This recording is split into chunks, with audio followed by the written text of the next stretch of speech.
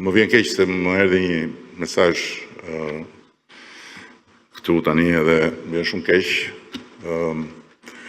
Ka ndruar jetë Adi i Shenjtë, Papa Francesku, një njeri i jashtëzakonshëm. Unë kam pasur një raport personal me të, më çonte vazhdimisht mesazhe me Argjipeshvin edhe më vjen jashtëzakonisht keq.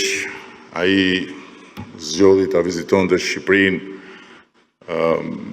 të parin vend jashtë Vatikanit që vizitoi mbasi u zgjodh pap. Pas një takimi që patëm së bashku, një takim të paharrueshëm, në Shqipëri kaloi një ditë që ai vetë e konsideronte të paharrueshme.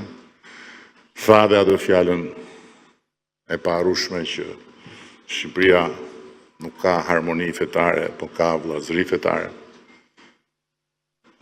Ishte një pap ndryshe nga të tjerët dhe besoj që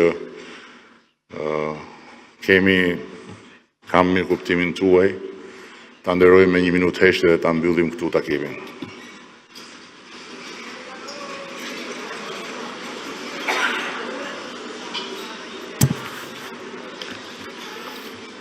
U pret në paqe.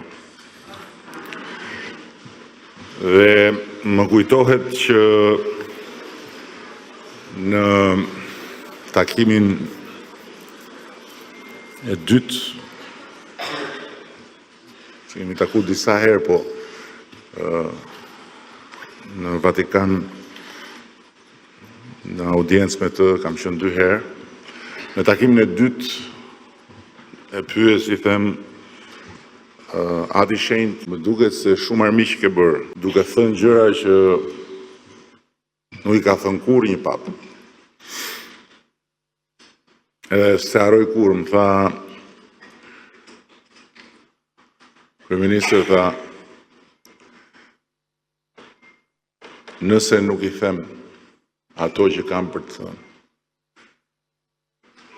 tani që kam kohën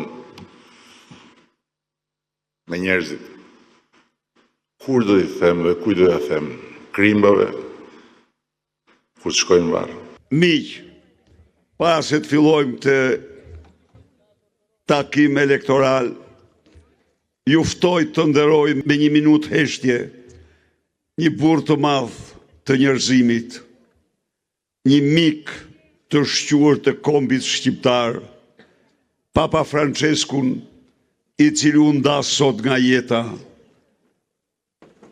Krishtrimi, mbar njerëzimi, shqiptarët kanë humbur një kolos të mendimit, të besimit tek Zoti, por dhe të dashurisë dhe respektit për njeriu, i përjetshëm.